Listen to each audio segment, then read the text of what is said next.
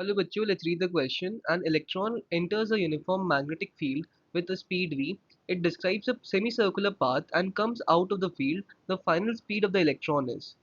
So basically हम लोग को बताना है final speed क्या होगा electron का. So let us see the key concept in this question. Key concept. So key concept पहला वाला है कि work done by magnetic field is zero. Work done by magnetic field. Magnetic field is zero. क्यों zero होता है? Because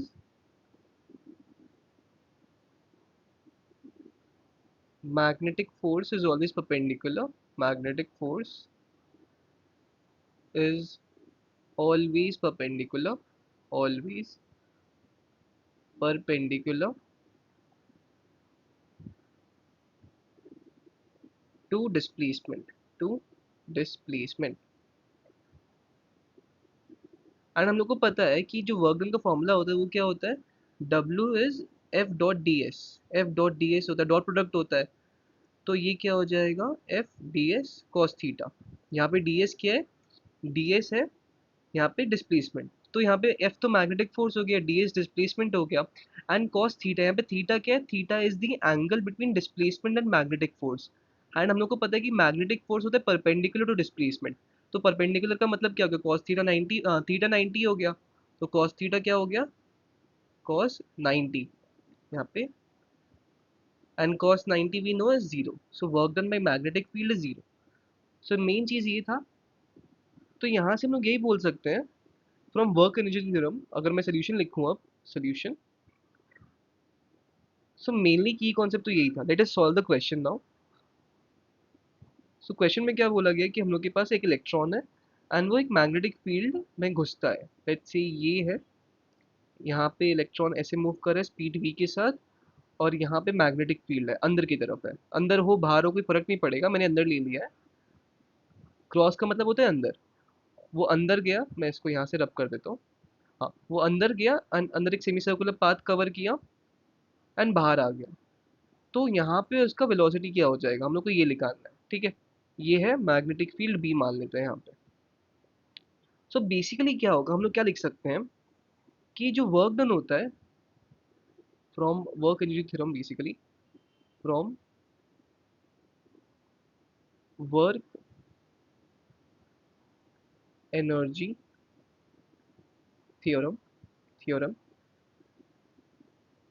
we know कि net work done किसके बराबर होता है? It is equal to change in kinetic energy. Change in kinetic energy. और इस केस में जो ये पूरा यहाँ पे केस हुआ कि इलेक्ट्रॉन मैग्नेटिक फील्ड में घुसा और बाहर आ गया वापस, तो हम लोग को पता है कि यहाँ पे work done by magnetic field तो जीरो है, और कोई चीज का वर्क डन तो हो नहीं रहा है. यहाँ पे नेट वर्क डन क्या लिख सकते हैं? यहाँ पे W net is equal to work done by magnetic field. क्योंकि मैग्नेटिक फील्ड की वजह से कोई वर्क होगा, और तो कोई चीज़ है नहीं वर्क करने को. एंड हम लोग को पता है कि वर्क डन में मैग्नेटिक फील्ड क्या होने वाला है? जीरो होने वाला है. तो इसका मतलब हम लोग क्या लिख सकते हैं कि change in kinetic energy is equal to zero. So therefore K E final, मैं इसको डायरेक्टली लिख देता हूँ. लेट से अगर फाइनल वेलोसिटी यू है, तो M you square by two minus M V square. V square initial V था, initial velocity. This is equal to zero. So therefore यहाँ से क्या हम लोग लिख सकते हैं? देखो m तो मास ऑफ द इलेक्ट्रॉन है, और ये तो काइनेटिक एनर्जी का फॉर्मूला ही होता है m you square by to.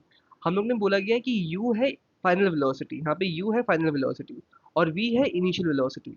तो मैंने क्या किया? Final kinetic energy minus initial kinetic energy, this is equal to zero. ठीक है, तो यहाँ से वी कैन ओनली से कि u is equal to v. इसका मतलब जो फाइनल वेलोसिटी होने वाला है ना, वही इक्वल होएगा इनिशियल वेलोसिटी के. सो यही पूछा गया था कि final speed of the electron is same as v. v था initial velocity. So from the options we can say the correct answer of the question is option b, that is v. So b होगा correct answer. I hope आप लोगों को solution समझ आया होगा. Thank you.